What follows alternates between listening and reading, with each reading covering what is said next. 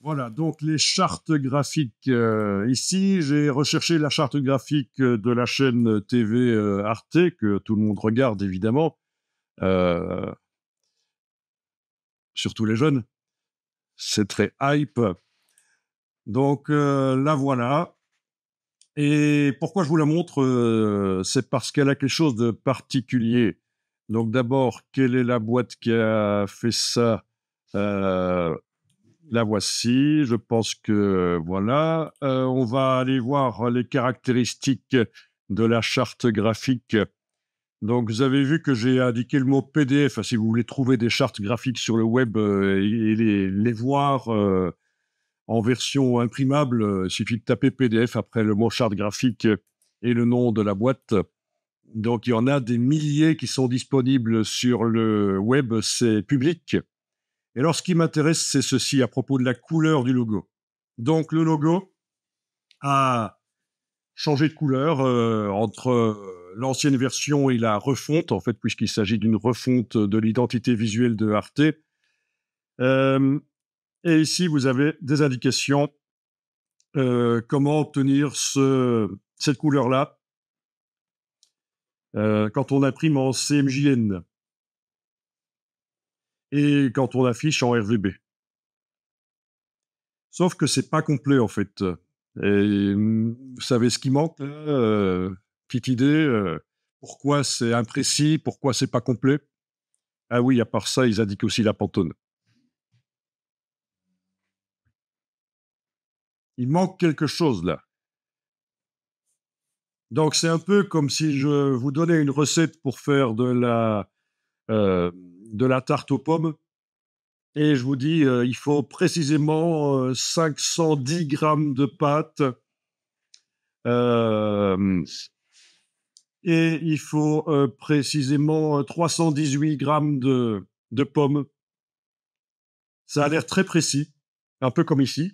Ça a l'air précis, sauf que pas du tout. Parce que je ne vous ai pas indiqué le type de farine que vous devez utiliser, ni le type de pomme. Mais c'est un peu la même chose ici. Donc, qu'est-ce qui manque ici? Ouais, mais pas une unité ou un truc, enfin, pas pourcentage. Non.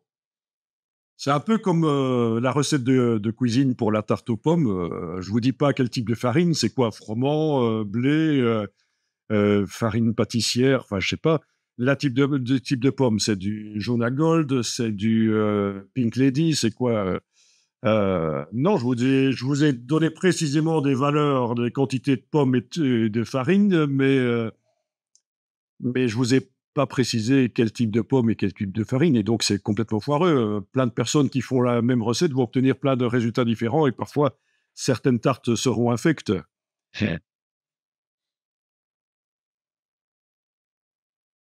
Hum, Je vous le dis. oui, oui, Mais le type de papier sur lequel on imprime, ces quantités d'encre sur un papier couché, donc lisse, imperméabilisé avec une couche de kaolin, c'est pour que l'encre ne rentre pas dans les fibres. C'est comme ça qu'on fait, c'est du kaolin, c'est une espèce de calcaire qu'on utilise pour imperméabiliser les feuilles. Euh, et la même quantité d'encre sur un papier fibreux, avec du gras, un toucher intéressant. L'encre, par contre, va rentrer dans les fibres du papier et va donner un résultat visuel différent, en fait. Voilà. Et donc, voilà, il manque le type de papier. Même chose ici pour l'écran. C'est quoi C'est quel écran C'est un écran de téléphone aux normes P3 Est-ce que c'est un écran bas de gamme aux normes sRGB On ne sait pas. Donc, les mêmes valeurs RVB sur différents écrans vont donner des couleurs différentes. Et c'est pour ça qu'ici, il y a quelque chose d'intéressant. C'est ils ont un peu amélioré. Ça se voit dans certaines chartes graphiques, mais c'est rare. Ils indiquent des valeurs CMJN différentes dans la nouvelle charte, donc le nouveau logo, qui est... Ah oui, ils ont pris le aussi HKS. Ah oui, ils ont le Pantone aussi. Ils indiquent les deux, ok. 172C, c'est le Pantone. Donc là, ils indiquent, voilà, impression sur papier couché, donc papier lisse, imperméabilisé au kaolin. 80% de magenta, 100% de jaune. Et par contre, sur papier journal, il faudra diminuer un peu le magenta dans ce cas-ci, 75% de magenta, 100% de jaune.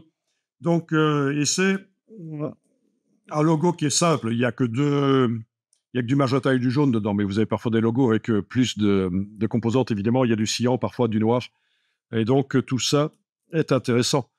Donc, je pense que ça peut être bien pour avoir l'air vraiment professionnel et être didactique et l'expliquer aux clients que dans la charte, vous avez prévu que pour obtenir la vraie couleur, il faut, suivant le type de papier, des pourcentages d'encre différents, suivant le type d'écran. Ils l'ont pas fait ici, mais suivant le type d'écran. Donc, on va supposer que c'est du sRGB. C'est le plus courant, le standard RGB, les écrans bas de gamme du bureautique. Pour obtenir sur un écran bas de gamme du bureautique cette couleur-là, il faut certainement cette quantité-là de lumière. Mais donc là, ils n'ont pas poussé le bouchon jusqu'à indiquer sRGB ou P3. Mais pourtant, ce serait assez pro de le faire. Donc, on rencontre souvent des chartes graphiques où on ne fait pas cette différence, on n'indique pas. Et c'est dommage, c'est imprécis. Ça donne l'impression que c'est précis, alors qu'en fait, c'est imprécis. Donc, ce n'est pas la seule charte où vous allez rencontrer ce genre de choses. Alors, parfois, au lieu de vous indiquer juste la description du papier, ils vont vous donner la norme. Par exemple, pour le papier couché, ils vont vous dire c'est du faux gras 39. Faux gras 39, c'est la norme ça correspond au papier. Mais ça, j'imagine que vous connaissez cette norme-là, vous avez déjà vu passer et vous connaissez. Voilà. Faux gras 39, standard colorimétrique pour l'impression offset, se basant sur la norme internationale ISO. Voilà. Donc, parfois, à la place du faux gras 39, l'imprimeur vous donne un profil ISO et vous devez l'installer et utiliser ce profil-là pour générer votre PDF et que les couleurs soient bonnes.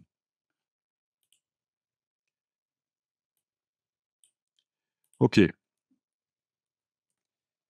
Donc, quand on vous donne une norme comme ça, c'est en fonction de la presse. Vous êtes en Europe, on imprime avec des encres européennes et sur un papier couché, lisse, donc imperméabilisé. L'encre reste plus en surface que sur du papier fibreux. Voilà ce que ça veut dire. Pourquoi je parle de presse européenne? C'est quoi la différence entre les presses européennes et les presses américaines? Et ça, c'est un gros problème. Quand vous installez votre logiciel Adobe, votre suite en anglais, vous avez les réglages américains. Et bonjour les dégâts au niveau des couleurs. Donc, c'est quoi? Qu'est-ce qu'il y a comme différence entre une presse offset américaine et une presse offset européenne? C'est pas du cyan. Ouais, c'est ça. Le cyan et le magenta sont pas exactement les mêmes. Donc, ça, c'est une presse offset. Au niveau technique, ça va être la même chose. Canada, États-Unis, Japon, ce sera les mêmes presses qu'en Europe. Mais par contre, en Europe, on n'utilise pas la même couleur de cyan et pas la même couleur de magenta. Donc, c'est pour ça. Ils ont leur propre profil de presse US Sheetfed, Coated, US Sheetfed Uncoated. Vous les voyez dans la liste. C'est dans le logiciel Adobe. Hein. Vous le voyez, c'est profil US. C'est pour quand on transforme du RVB vers du CMJN ou du Pantone vers du CMJN, pour que ça fasse les bonnes quantités d'encre, compte tenu du fait que le cyan est légèrement différent et le magenta aussi. Voilà. Et donc, le problème, c'est que si vous installez vos logiciels Adobe en anglais, vous avez dans tous les logiciels les réglages qui sont indiqués, qui sont des presses américaines, en fait. Donc, très problématique. Il faut faire gaffe à ça. C'est très bien. On peut installer, évidemment, en anglais les logiciels. Ça se justifie quand on travaille dans des milieux où on parle différentes langues. Mais attention à ceci, dans édition couleur, dans les logiciels, vous aurez à la place du CMJN européen qui est pris comme Ouais. Quand on crée un document Illustrator, ça va répondre à ces normes-là. Vous aurez du US. Voilà. C'est pas bon, quoi. OK? Vous voyez la différence entre Sheetfed et Web, ici? C'est quoi la différence? Mais c'est pas bien.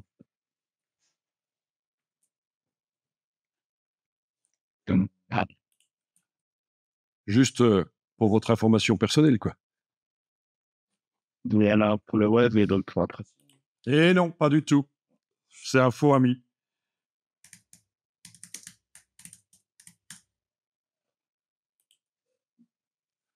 Voilà. Vous séchez la différence entre Sheetfed, US Coated, là, dans Illustrator, oui. Les deux profils Sheetfed. Donc, visiblement, il y en a un pour du papier lisse et un pour du papier graineux, le Sheetfed. Et puis, il y en a un autre, c'est pour du papier lisse et l'autre pour du papier graineux. Donc, il arrive en deux variantes à chaque fois. D'abord, ça veut dire quoi, Sheetfed? Si vous connaissez l'anglais, c'est deux mots, ça. Sheet, fed. Le sheet and feuille. Sheet, c'est une feuille, ouais. Fed, c'est quoi? Vous voyez pas? C'est le nourrissage, l'alimentation. Donc là, on a dit que c'est l'alimentation par feuille. Je vous montre les différences et on va pas y passer des jours, hein.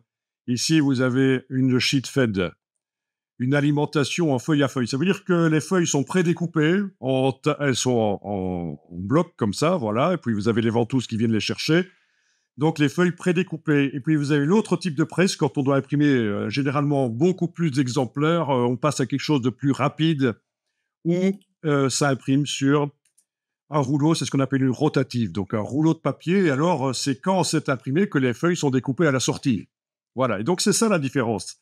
Quand on vous dit sheetfed, c'est ce type de presse. Quand on vous dit web, ça indique que c'est un rouleau. Web, c'est rouleau dans ce cas-là. OK, donc faux ami, ça n'a rien à voir avec Internet. Donc là, je suis dans Illustrator, dans édition couleur, et je vois ceci, synchronisation désactivée. Est-ce que vous voyez ce que ça veut dire? Ouais. Bah, évidemment, vous allez dire, ça veut dire que vos applications ne sont pas synchronisées pour une gestion des couleurs homogènes. OK, mais est-ce que vous voyez ce que ça veut réellement dire? C'est pas les. Ah, Voilà, c'est ça. Donc, tu fais un projet dans Illustrator et tu voudrais que quand tu l'amènes dans InDesign, il n'y ait pas de changement de couleur, que ce soit nickel. En fait, ce qu'il faut, c'est que ce soit synchronisé. Ça veut dire que dans tous les logiciels de la suite, s'il est indiqué ici synchronisé dans tous les logiciels de la suite, vous avez les mêmes réglages ici. L'espace de travail, c'est du sRGB, dans ce cas, si vous voulez. Mais la plupart du temps, on va plutôt choisir moniteur pour. Mais ça, c'est encore une autre histoire. Mais bon, peu importe. Donc, sRGB, le même CMJN dans tous les logiciels. Donc, ils sont synchronisés. Ils ont le même réglage. Y compris aussi pour les règles de gestion des couleurs. Qu'est-ce qui se passe quand on ouvre une image qui a un profil? Est-ce que automatiquement on l'ouvre avec ce profil-là qui est pris en compte, ou est-ce qu'on le convertit dans l'espace de travail? C'est celui-ci dans ce cas-ci, sRGB. Ou est-ce qu'on fait ça manuellement en cochant ceci? Bon, toutes les règles de gestion des couleurs. Donc tout ça, tout ce qui est dans ce panneau ici, voilà. Tiens, il y a plus d'options. Ah oui, ça c'est les types de conversion, suivant qu'on convertit des photos ou des logos, mais ça devient un peu pointu, hein. Pour convertir de RVB vers CMYN des photos, on prendra plutôt perception. Pour des logos, on prendra plutôt saturation, en fait, oui. Donc, tout ça, les options de conversion ici, c'est un peu plus pointu. Et le système de gestion des couleurs qui est utilisé, est-ce que c'est celui de Adobe ou celui de Apple? Voilà. Mais donc, OK. Donc, la question maintenant, c'est, oui, donc c'est bien, en fait, d'avoir les mêmes réglages forcément dans tous les logiciels, Photoshop, InDesign, Illustrator. Sinon, quand vous passez quelque chose d'un logiciel à l'autre, les couleurs vont changer. Mais comment faire en sorte que vous ayez les mêmes réglages dans tous les logiciels? Mais il y a une réponse évidente. Et puis, il y en a une autre, si vous ne connaissez pas, je vais vous l'expliquer. Donc, t'imagines qu'il y a un système qui existe et qui permettrait de modifier tout ça d'un coup dans toutes les applications. Mais tu rêves, toi. Mais si, ça existe. Mais c'est pas dans le Creative Cloud. En effet, donc la première solution, ce serait d'ouvrir chaque logiciel, d'aller dans édition couleur et d'aller modifier ça pour que ce soit pareil dans tous. Ça marcherait, mais ça vous prendrait énormément de temps. Donc, il y a l'autre solution. D'abord, écoutez, on va enregistrer le paramètre qu'on a fait là, hein, comme ça on va bien le reconnaître. Allez-y, allez dans Illustrator par exemple, vérifiez que vous êtes bien en sRGB et en Coated, et puis vous allez enregistrer le paramètre en cliquant sur enregistrer, puis vous arrivez à un endroit où il y a tous les paramètres et vous allez juste lui donner un nom. Ici, je vais appeler ça Nov 2024 parce qu'on est en novembre 2024 et je vais indiquer que c'est du sRGB et Fogra 39. Donc déjà, si chez vous, c'est pas réglé comme ça, réglez-le comme ça dans édition couleur. Et en fait, ce que je suis en train de faire là, je pourrais le faire dans Photoshop ou dans InDesign, c'est la même boîte. L'idée, c'est qu'on va enregistrer le paramètre et puis on va se servir de quelque chose pour le propager à toutes les applications. Et à ce moment-là, toutes les applications auront les mêmes paramètres. Et alors l'icône ici indiquera que c'est synchronisé. La suite au niveau du réglage couleur est synchronisée. Voilà, donc j'ai appelé ça Nov 2024 sRGB Fogra 39. Voilà, ça apparaît là. Bon, quand c'est fait, vous cliquez sur OK. Et puis, on va aller propager ça à toutes les applications. Donc, pour propager ça, il vous faut le logiciel Bridge. Alors, vous lancez Bridge, qui est certainement, j'espère, installé chez vous.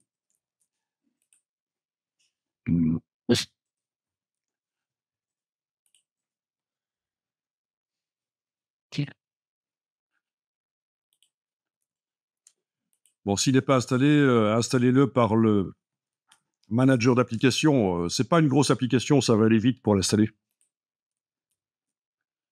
Voilà. Donc, vous devez aller, en fait, pas sur les mises à jour, mais sur toutes les applications quand vous êtes dans le manager et vous avez Bridge qui est quelque part prêt à être installé. Chez moi, il est déjà installé.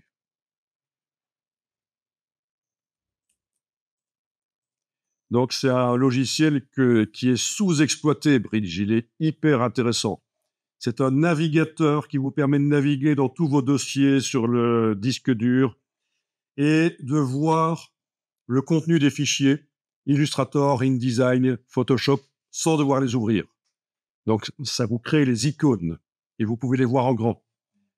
Ça vous permet de modifier les métadonnées dans les photos. Si vous voulez, dans une série de photos, indiquer un copyright, insérer un copyright pour protéger vos photos d'un point de vue juridique, Bridge vous permet d'appliquer des métadonnées à énormément de photos.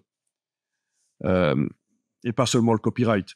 Ça vous permet de faire ce qu'on va faire ici, synchroniser la couleur sur la Creative Sheet. Donc, c'est un logiciel qui est assez intéressant à utiliser quand même.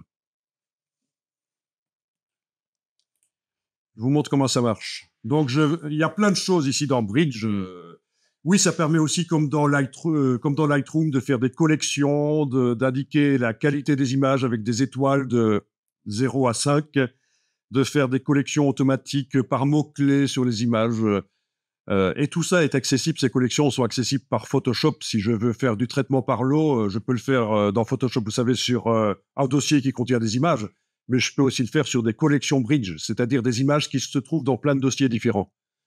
Mais bon, voilà, ça c'est juste pour vous dire un peu ce que Bridge permet de faire. Donc là, je vais juste utiliser une toute petite partie de Bridge, la synchronisation des couleurs sur la Creative Suite. C'est dans le menu Édition et c'est dans Paramètres de couleur.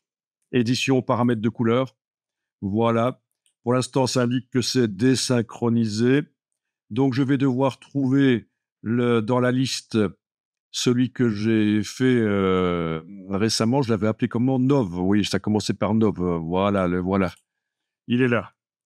Le paramètre de réglage couleur que j'ai créé via Illustrator, mais que j'aurais pu régler créer par Photoshop ou InDesign, c'est la même chose.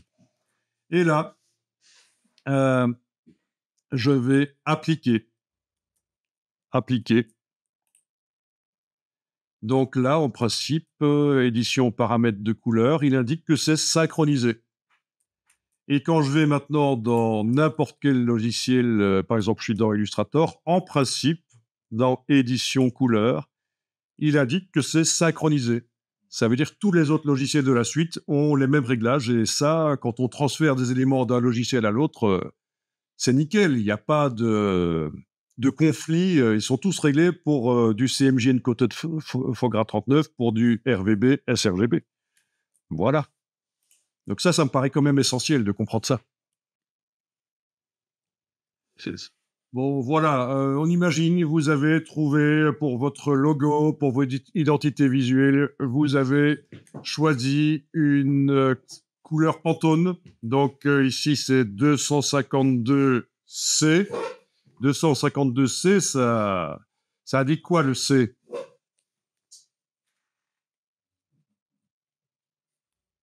Si on regarde sur le guide, c'est indiqué Pantone Solid Coated. Donc c'est juste que ce pourcentage d'encre, donc là ils indiquent le pourcentage d'encre, parce que c'est basé sur les encres de base. D'ailleurs, il y en a une ici en dessous, Purple C, c'est une des encres de base Pantone.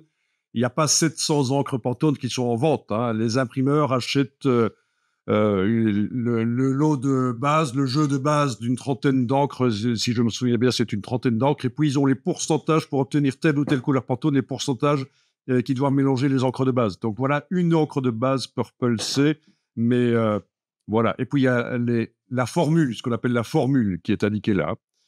Ça, c'est pour l'imprimeur, c'est pas pour vous. Par contre, vous, ce qui vous intéresse, c'est la référence Pantone. Donc ça indique que c'est cette couleur Pantone-là sur papier couché et sur papier non couché. Elle ne donne pas exactement la même couleur. Logique, puisque les fibres interviennent. Donc, imaginons, je vais faire donc dans Illustrator une couleur de fond sur mon rectangle ici, Pantone.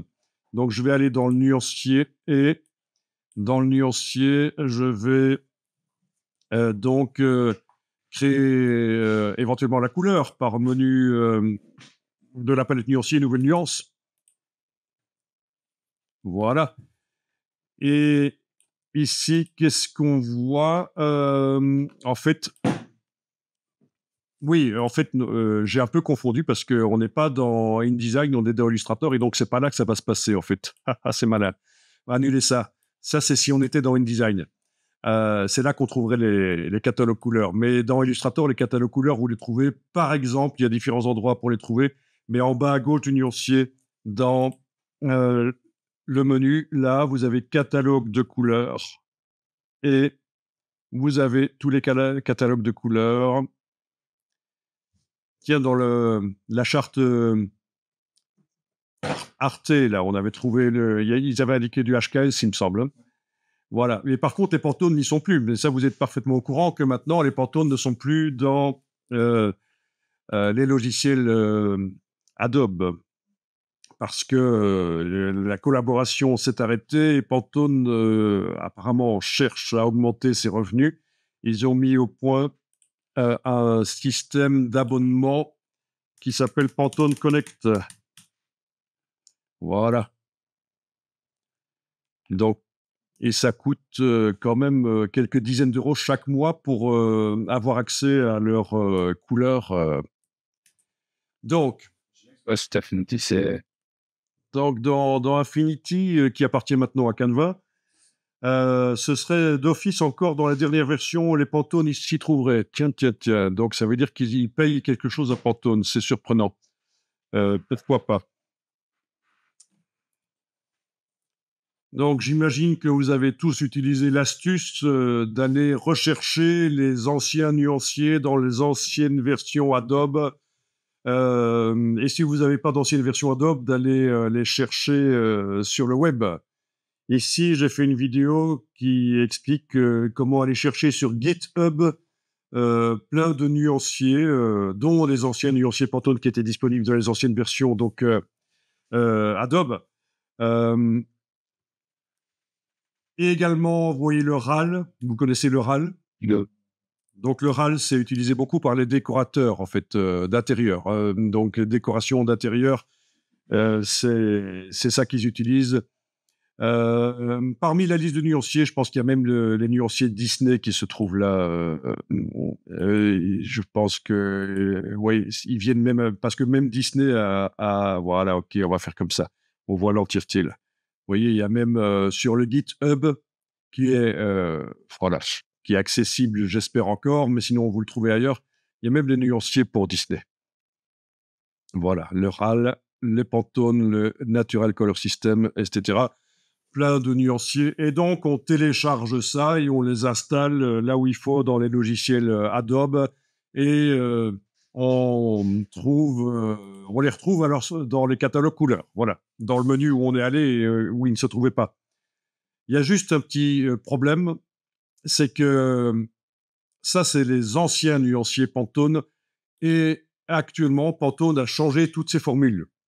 Soi-disant, d'après eux, pour se conformer aux exigences écologiques européennes, pour que les encres soient moins polluantes, ils ont de nouveaux nuanciers.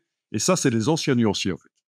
C'est pas les nouveaux. Donc, attention, il y a peut-être un petit problème de ce côté-là. Est-ce que les imprimeurs travaillent avec les anciennes formules et les anciennes encres ou les nouvelles encres et les nouvelles formules? Vous voyez, donc quelque part, je pense que Pantone essaye quelque part de contrer le fait que les gens vont rechercher les anciens nuanciers et en plus, par la même occasion, c'est sans doute réel, ils se conforment à des exigences écologiques des normes européennes auxquelles ils doivent se plier.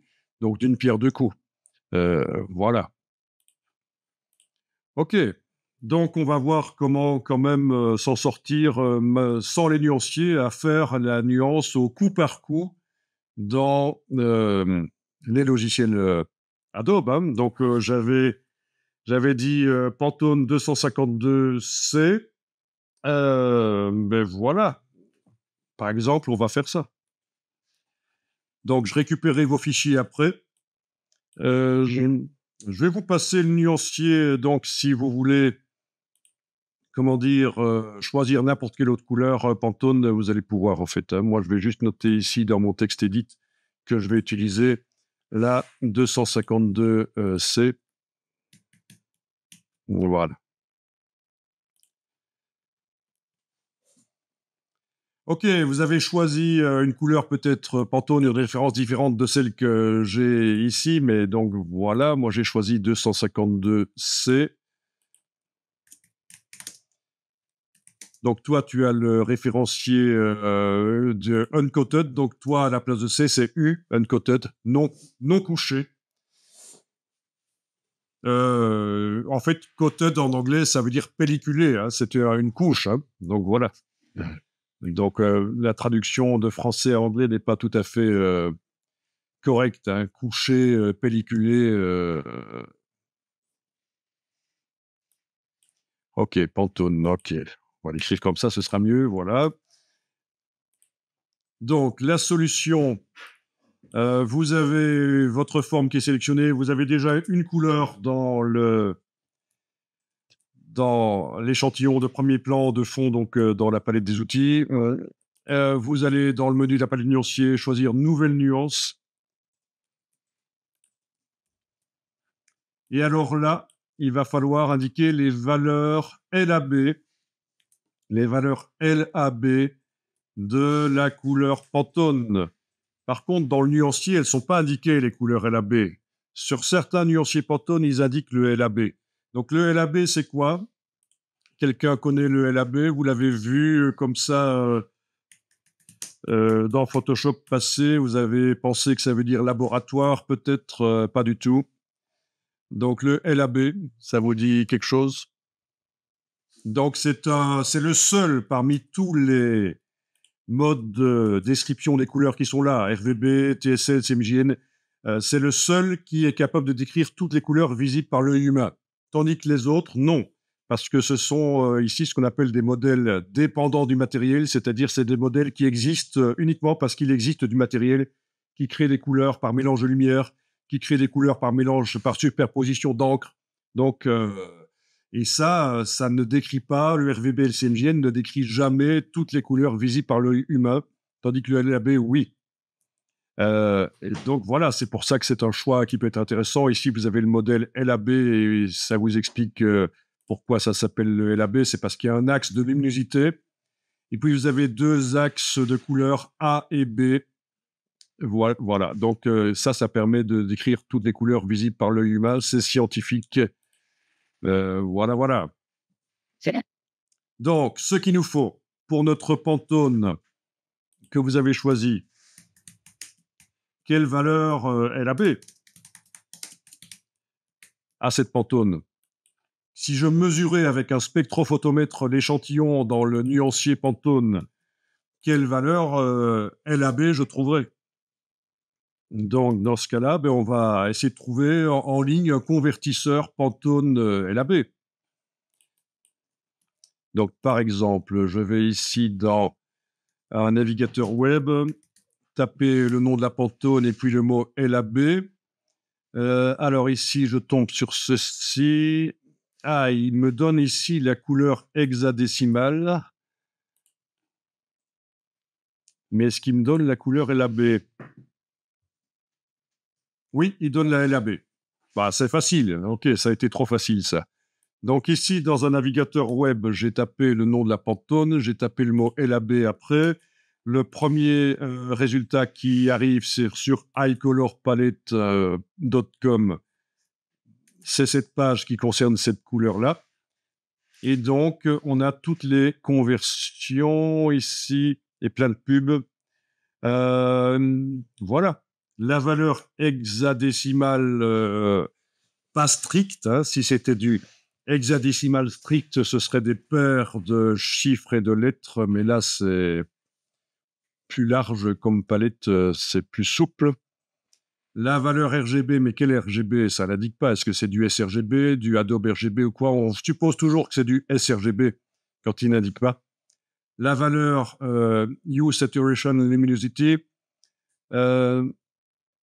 Ok, ça c'est le RGB avec alpha, ça n'a aucun intérêt. La transparence. Ok, ici c'est le système XYZ, c'est un vieux système de l'entre-deux-guerres, les premiers expérimentations pour arriver à décrire de manière scientifique la couleur. Peu importe, ce qui nous intéresse en fait, voilà, je vais directement à la valeur qui m'intéresse le plus, c'est la valeur LAB. Ok, et normalement, si je tape ça dans Illustrator, je devrais avoir la possibilité de mettre la Pantone dans Illustrator. Ce qui a dit que tu allais arrondir les valeurs. Oui, c'est possible qu'il arrondisse. Mais de toute façon, ça n'a pas d'importance. Parce que c'est juste visuellement dans Illustrator. Parce qu'après, si vous dites à l'imprimeur que ça doit être imprimé en Pantone 252, il ne va pas se tenir compte de la couleur qui y a réellement dans votre document. OK. Voilà, donc 58, 55, moins 38. OK, on essaye ça, dans mon cas.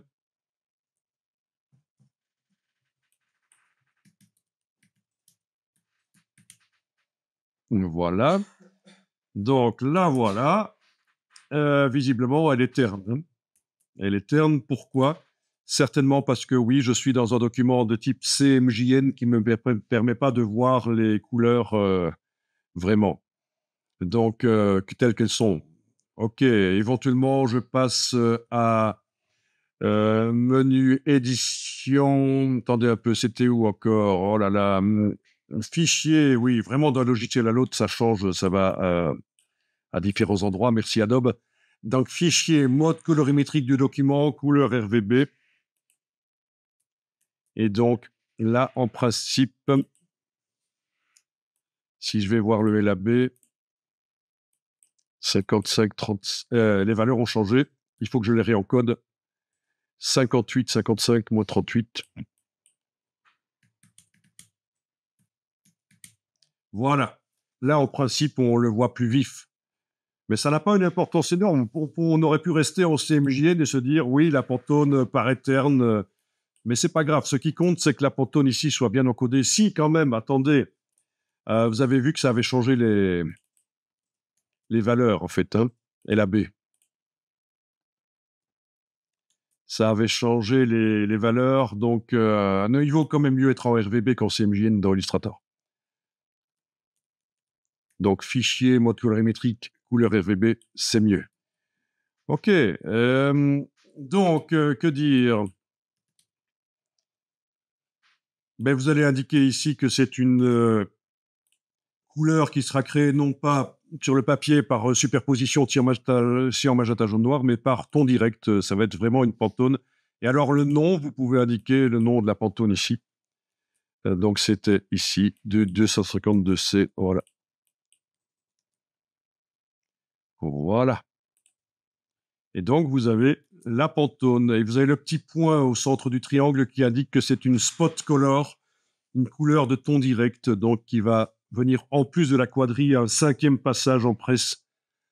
Donc, voilà comment mettre une Pantone dans Illustrator ou n'importe quel logiciel InDesign, Photoshop. Voilà.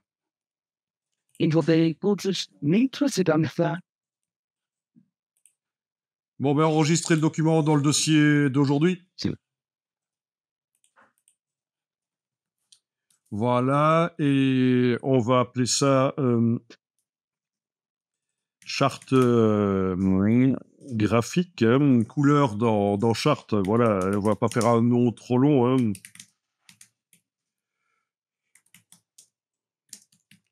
Voilà.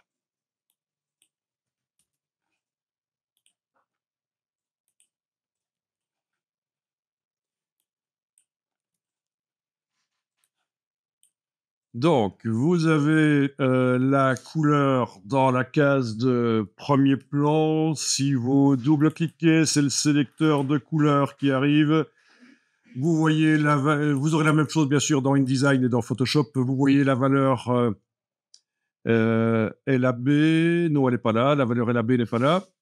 En tout cas, vous voyez, ce sera dans Photoshop qu'elle y sera en fait. Et vous voyez la valeur RVB et la valeur CMJN. OK. Donc, ben, notez les valeurs RVB et CMJN de la couleur Pantone que vous aviez choisie. OK,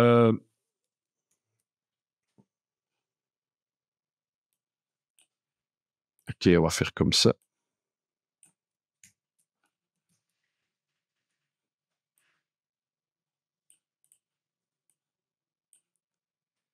D'habitude, je le fais plutôt dans Photoshop, mais on va voir ici, ça devrait fonctionner aussi. Donc, les valeurs lab, OK.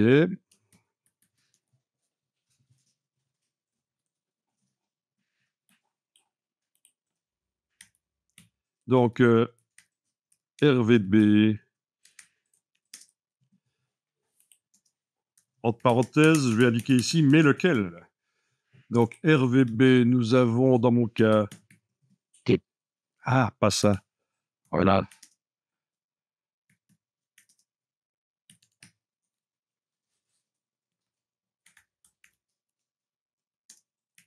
CMJN aussi. Mais lequel? C'est la question.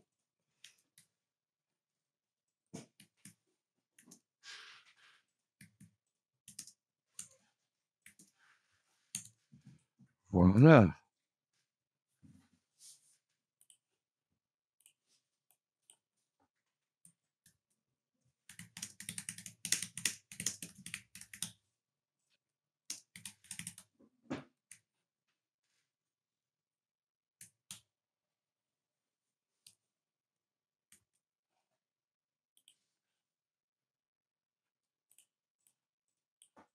Donc voilà, ça aussi, ça se trouvait sur le web. Hein. Vous aviez vu hein, sur le site qu'on avait trouvé par hasard, là, le iColor Palette, il y avait les valeurs RVB. de la Pantone 201, 100, 207 ici. Qu'est-ce que j'ai comme valeur RVB, moi, ici? 204, 95, 206, donc c'est pas exactement la même chose. Et les valeurs CMJN ne sont pas indiquées là. C'est visiblement orienté plutôt web alors. Hein. Ils auraient mis les valeurs CMJN sinon. Il y a d'autres sites où les valeurs CMJN, vous allez les trouver pour l'équivalent donc de la Pantone que vous aviez choisi. Bien, donc Illustrator.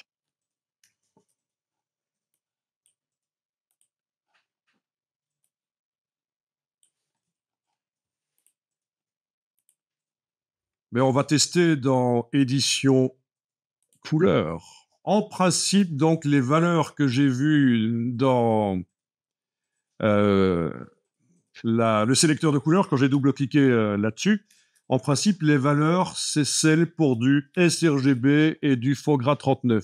Qu'est-ce qui se passe si ici, je vais changer et du P3, par exemple, voilà, ça c'est la norme pour les appareils modernes, les smartphones, les tablettes, c'est un espace couleur large avec des écrans OLED qui affichent beaucoup de couleurs par rapport à les technologies LCD.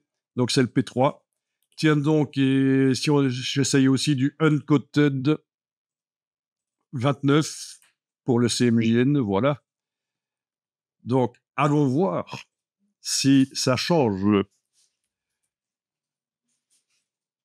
Donc, j'ai mis RVB P3 et CMJN FOGRA 29.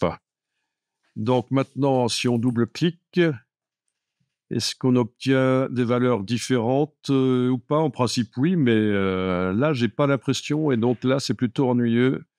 C'est les mêmes valeurs.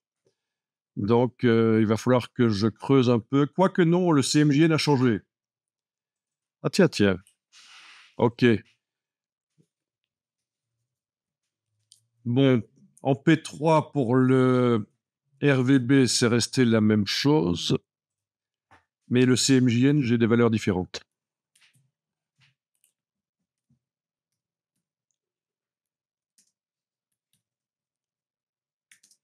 Donc, vous comprenez, pour obtenir la même couleur, la plus proche possible en CMJN, donc évidemment, si la Pantone est très vive, ce sera une couleur ternie, mais qui se rapproche le plus possible. Au début, le FOGRA 39 Coated, c'était donc les valeurs qui sont là en pourcentage CMJN. Et ici, le FOGRA 29, c'était ça, Uncoated. Voilà. Ok, donc dans édition couleur, j'étais bien en 29, oui c'est ça, FOGRA Uncoated 29.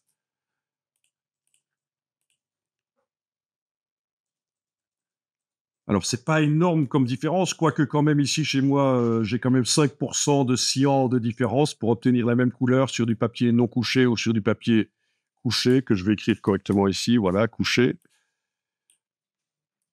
Donc voilà, ça c'est intéressant. Ici, c'était du sRGB, nous avions ces valeurs-là. Et puis en fait, pour le P3, les mêmes valeurs. Voilà. Ok.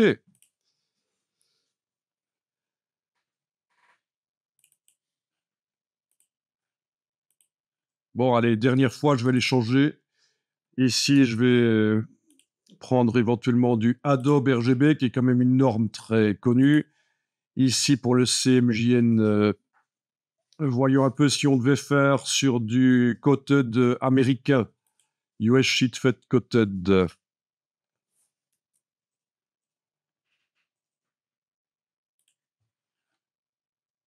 Je double-clique sur l'échantillon de la palette des outils.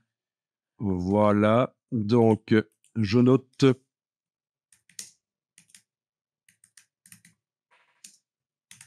Ça, c'est du US Sheet Fed Coated. Donc, 31 de cyan au lieu de 43 et 38 dans les normes européennes.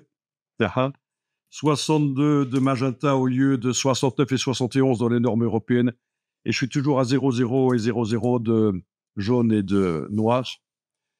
OK. Et pour ce qui est du Adobe RGB, est-ce que ça a changé quelque chose ici? À peine. Non, même pas. Donc là, j'ai quand même un doute que la conversion fonctionne bien parce que c'est pas normal. Les 3 mêmes valeurs RGB pour les 3 normes ici, ça ne va pas. Il y a un truc qui ne se fait pas dans Illustrator. Donc je vais mettre ça en rouge parce que là, à mon avis, il y a un problème. C'est pas possible que dans les 3 normes sRGB, P3 et Adobe RGB, j'ai les mêmes couleurs de rouge, de vert et de bleu, les primaires, qui me font donc les mêmes quantités de rouge, vert, bleu pour créer la couleur. Donc là, il y a un problème, ça ne marche qu'en CMJN, la conversion, dans le sélecteur de couleurs d'Illustrator. Est-ce que chez vous, vous avez pu voir, en fonction de ce que vous mettez dans édition couleur, vous avez pu voir des différences, ne fût-ce que pour le CMJN ici? Ça vous a donné les quantités? Bon, ce que je vais faire, c'est que je vais lancer Photoshop et aller voir si dans Photoshop, ça me fait la même chose. Parce que, voilà. OK, Photoshop. Donc, dans édition couleur. Donc, d'abord, premièrement, je vais aller taper... j'ai même pas besoin de document, en fait. Hein. Dans Photoshop, je vais aller ouvrir le sélecteur de couleurs. Et là, j'ai le LAB qui est disponible. Et je vais donc taper, dans mon cas, 58, 55, moins 38. 58, 55, moins 38. Voilà, donc ça, c'est la Pantone. C'est la Pantone. Donc,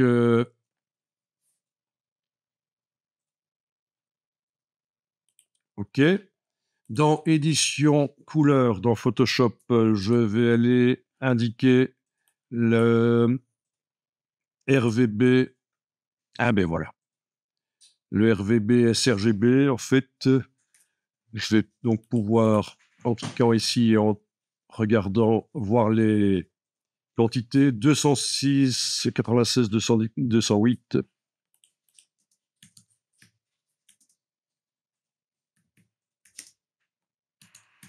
Donc ça, c'est ce que Photoshop me dit. OK.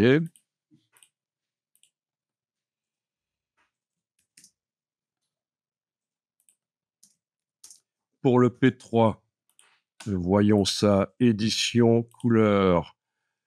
En espace de travail, je vais donc indiquer le P3. OK. Quand je clique sur l'échantillon de couleurs, j'ai les quantités. Et là, elles sont bien différentes. Oui, oui, c'est logique. Le P3 est complètement différent du sRGB. 192, 103, 202. Je note ça ici. Voilà.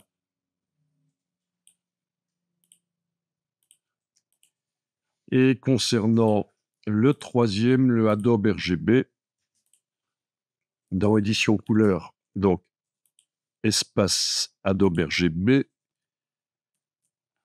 OK. Je clique sur l'échantillon et voilà.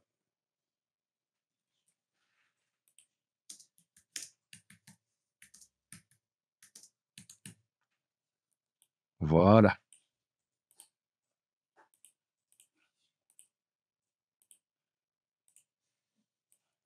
Voilà, donc pour une raison qui m'échappe un peu, là, Illustrator ne faisait pas la conversion vers RVB de la Pantone. Par contre, Photoshop l'a fait. Hein. Enfin, la Pantone. Surtout la Pantone exprimée en LAB, quoi. Voilà. La couleur Pantone en LAB. Ouais, c'est ça. Dans Illustrator, j'avais chaque fois la même chose. C'était buggant. Par contre, ici, il m'a fait des choses différentes. OK. Est-ce que ça va? Des questions? Donc, vous voyez l'intérêt de pouvoir éventuellement, dans une charte graphique, indiquer que la couleur institutionnelle, pour la reproduire la plus proche possible sur tel ou tel type de papier, voilà les quantités, ou tel type d'écran, voilà les quantités qu'il faut utiliser. C'est quand même plus sérieux que de jeter des valeurs RVB ou CMJN, on ne sait pas à quoi ça correspond. Je vais juste ici, dans Photoshop, moi, tester les CMJN pour voir si j'obtiens quelque chose d'identique que dans Illustrator. Donc, édition, couleur, je suis en CMJN, en faux gras 39, ok. Donc, qu'est-ce que ça me dit comme quantité? 38, 68, 00. Donc, oui, c'est semblable, très semblable. 38, 68, 00, 00. Voilà. Donc, très semblable. Le faux gras 29 Uncoated, édition couleur dans Photoshop ici. Uncoated faux gras 29. Ok. Je regarde ici. Oui, très semblable aussi, à 1% près. Mais de toute façon, l'imprimeur n'est pas capable de contrôler sa presse au pourcentage d'encre près. Hein. Donc, pas de panique si on a 1% de différence. Dans la description de la couleur, ça reste quand même très correct, précis. Et le US Sheet Fed Coated, au cas où vous devriez un jour envoyer quelque chose à imprimer aux États-Unis, au Canada ou au Japon, sait-on jamais. C'est donc le US Sheet Fed Coated que j'avais choisi. OK. Et donc ici, ça me dit la même chose à 1% près. Donc, on est bon. Moi, je vous le dis, on est bon. Très bon. Non? Ça m'a fait que graphique, c'est quel est le profil le plus. Donc, les profils les plus courants, c'est actuellement ces trois-là. Donc, le sRGB, évidemment, quand on doit diffuser la couleur sur un écran de bureautique, un écran d'ordinateur bas de gamme bureautique. Le P3 pour les écrans de smartphone. Les TV sont également, je pense, à la norme P3. Voilà. Le Adobe RGB est plus réservé au monde des photographes et des graphistes. Il n'y a pas vraiment d'appareil grand public qui diffuse aux normes Adobe RGB. Donc sRGB et P3, c'est les deux que je mettrai. Et voilà pour le CMJN, l'uncoated et le coated. Il y a également les anciennes normes Euroscale Coated, Euroscale Uncoated, qui sont parfois encore utilisées par certains imprimeurs. Mais voilà.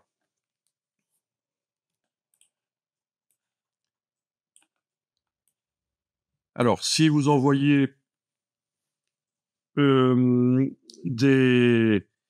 films offset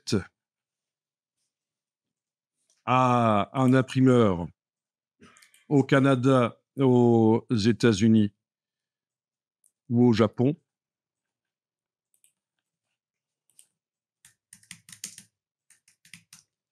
ça se fait de moins en moins parce qu'on fait directement du fichier vers les plaques offset, hein, le CTP, le Computer to Plate.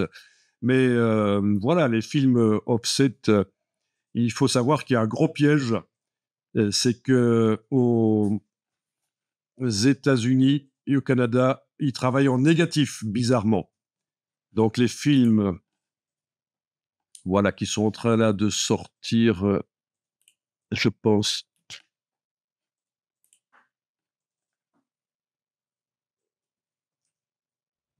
Voilà. Un film offset qui sort de la flasheuse.